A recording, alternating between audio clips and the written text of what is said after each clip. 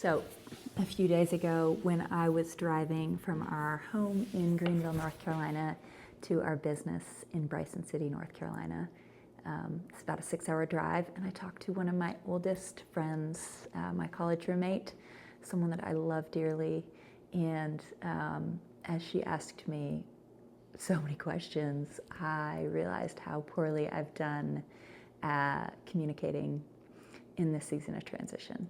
And a lot of that has to do with just, I think, grief that we've been feeling and just uncertainty about what life was going to look like. And we're here now, and we're excited to be back. I had a great few days here at the property. I love being here. It's beautiful, and I love the work that I get to do, solving problems and moving rocks and organizing storage spaces and connecting with people, and it's exciting.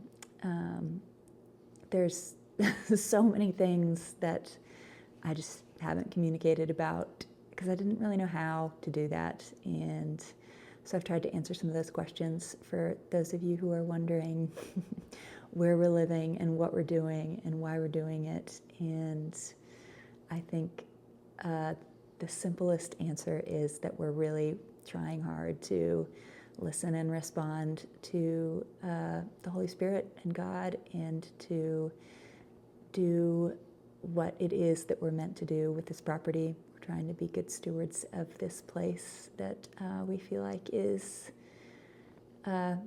just going to be a gift to a lot of people, and it's been really challenging. I don't know that we would have bought it if we knew how hard it would be, and that is sometimes what makes things valuable. So we are excited to be back. We're really excited to connect with people that we haven't seen in a very long time, and reach out. We'd love to hear from you. We'd love to see you either here or in Greenville, North Carolina, and thanks for understanding. So we split our time between New Zealand and the United States for a few reasons. The big reason was my husband trained in the ICU as well as the emergency room, and so he was able to get a job in the emergency room in New Zealand, but wanted to be able to keep up his credentials in the ICU. And so we spent 3 months in the US and 9 months in New Zealand every year. That proved to be challenging in a lot of ways, but it also was really a great rhythm for our family. We were able to continue spending time with people we love here, and eventually we ended up buying a business, Hideaway Point, and we were able to spend time working on that, and Ben was able to keep up both of his ER and ICU credentials. We loved living in New Zealand for so many reasons. I think the biggest thing was that we felt like we were able to live more closely in alignment with the things we value in that culture. We spent a lot of time with people. We spent a lot of time with each other. It's less consumeristic, and we were just able to be more intentional about our decisions there. We love the beauty and just the care of creation. We loved being able to just get around quickly to things that we love to do. And it was just a real special place for our family. Also, we just experienced a lot of healing and growth there, perhaps because that was our intention and why we moved there. And so, we just loved it. We often wonder what compelled us to buy Hideaway Point. On paper, it's an absolutely wild decision, and we were really naive going into it. And also, I really know that we were supposed to have it. And we felt that from the first time we pulled onto the property. There was definitely an element of spiritual calling, and that is probably the most honest answer. We just, so many parts of our story aligned with what we saw that could happen here. And it's been wildly challenging, as you might imagine, to live on the other side of the world and manage and run a large property that, just requires a lot of care.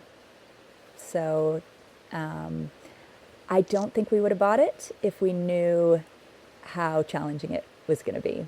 And maybe that's the reason we didn't know. We are still trying to figure out what Hideaway Point is all about. So much of our story is about creating space for good things, and we hope that is what will happen here. For individuals and groups and communities, we want it to be a retreat, a place of retreat, but we also want it to be a place where people grow and learn and experience beauty and fun and community. So that can look a lot of different ways, and we're just trying to figure out how to make that happen and not go bankrupt. So we are hosting different kinds of groups, and we're starting to plan retreats, which I'm really excited about. Now that we're back, we have the ability to do that. We're working with some people that we're excited to be working with, and we're going to plan things that I think will help people, and that's my hope. It's always been my hope for this place, and it is good to be back and actually doing it. We have had a lot of challenges. When we bought the property, it needed a lot more than we thought it did, and so we have invested a lot into building a strong foundation, and that's happened, and it's still happening, and we know that any place like this, it just requires a lot of attention, and that is a great thing for us to be back and to be able to do that work. And so the rhythm we've always had is that we come back for 3 months and work wildly hard on projects that we can do. We've had people that have done work here, a lot of different people that have done work here, and that's been great. But we're trying to do things in a way that is inexpensive, and so we do a lot of the work in the 3 months that we've been here. And as you might imagine, that is challenging to get everything done in a short period of time. It's interesting, I was just thinking, because it's September and this is usually the time that we're kind of getting back to New Zealand, and it is really nice to not have the pressure to have to finish everything before we leave, and because we're not leaving this year, and I can come back in a few weeks and finish the things that I don't finish when I'm here, and that feels great. So that is one thing that, from a rhythm perspective, is going to be incredibly helpful, and it is fun. I love the work that I do here. It's totally from the time that I was little. When I was in high school, I just always wanted to spend as much time as possible at camp, and I always loved the idea of living on a property, and we don't live here right now because we are renting it, but I do love just problem solving and doing projects and moving rocks and building solutions to organize space. It's just so fun for me, and so I love that about this place, and so does Ben, and our kids. We've just learned a lot about hard work here at Hideaway Point, and it's fun not to have to condense that to 3 months every year. So that is a great thing about being back. So the ultimate catalyst for our decision to move back to the US was ultimately logistic and financial. We just couldn't figure out how to continue making it work between two countries. There's a lot of tax rules for people that make foreign income in New Zealand, and we just kind of came to the realization that we just couldn't keep doing what we'd been doing. And it was getting harder every year. We, with our kids getting older and wanting to be more invested in schools, I didn't go back last year, and that was really hard, being away from Ben for the 3 months that he was here. And it just wasn't working anymore for us to be in two places, and we really had to decide if we wanted to keep Hideaway Point or we wanted to stay full-time in New Zealand. That would have also meant that Ben would have to kind of let his ICU work go, and we just, between those two things, we just decided that it wasn't going to work anymore. And it was really sad. I think that is probably the thing that has been the hardest, is just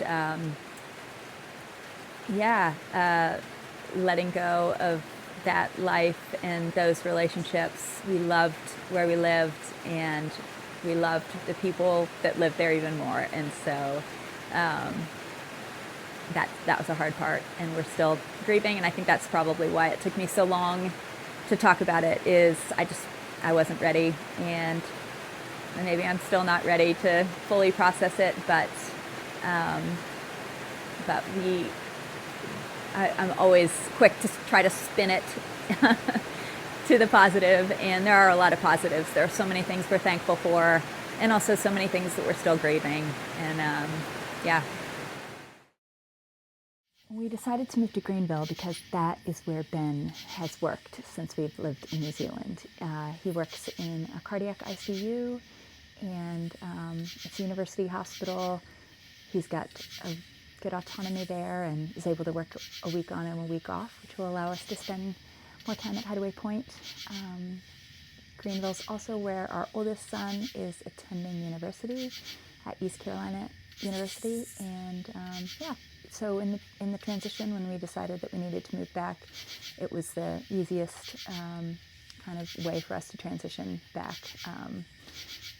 And it is 6 hours from Hideaway Point, which is not ideal. But we're kind of just being creative. I'm here on my own this week doing work, and Ben is back with the kids, and he'll come up for a few days and do some work on his own. And we're just gonna see how things go. Things at Hideaway Point are going really well. We hired a groundskeeper about 1.5 years ago, and she's doing a really great job.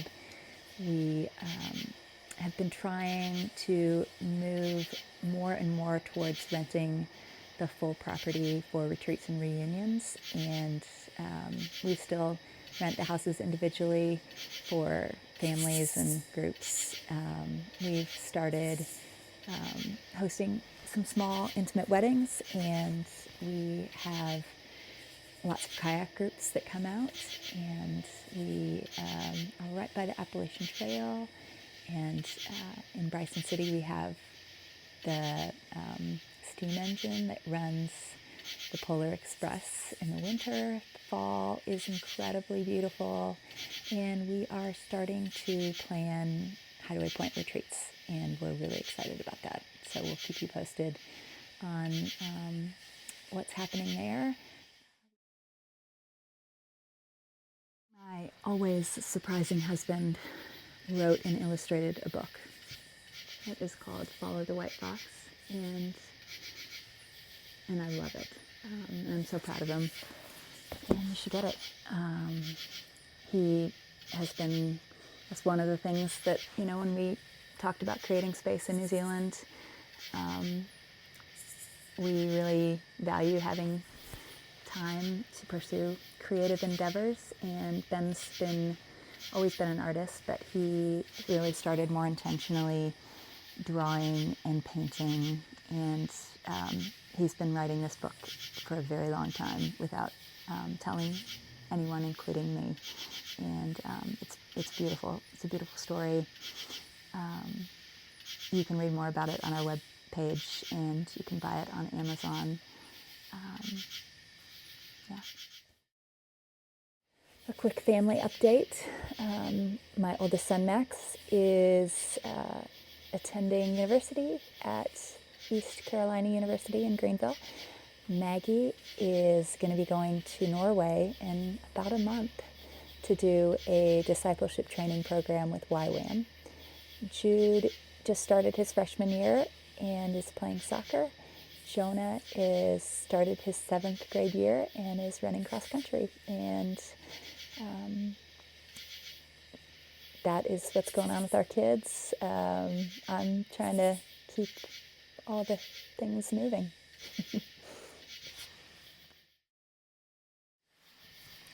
On a spiritual front, prayer has been a really big part of my story in the last few years. With buying this place that's been just an absolutely wild adventure, really trying at times, really scary. We've just really grown in our, intimacy with God and our just desire to connect in prayer. And we're excited about the things that we've prayed for, the things that we've seen answered, and the things that we know are still yet to come. So we're excited to see how that unfolds. So if you'd like to learn more about Hideaway Point, you can go to our website, www.hideawaypoint.com. All of our bookings go through Airbnb. We are really in a season of being excited about partnering with people that want to do good things. And we bought this place to create space for good things. And we hope that as we grow as a business, we'll kind of find people that want to come back over and over again to Hideaway Point. And we're starting to see that happen already. And we're really looking forward to how it will continue in the future. So reach out if you have any questions. My number is 252-258-3918. And anybody that has ever called me will know that I've had at least 20 phone numbers in the last 5 years. So it's on record now.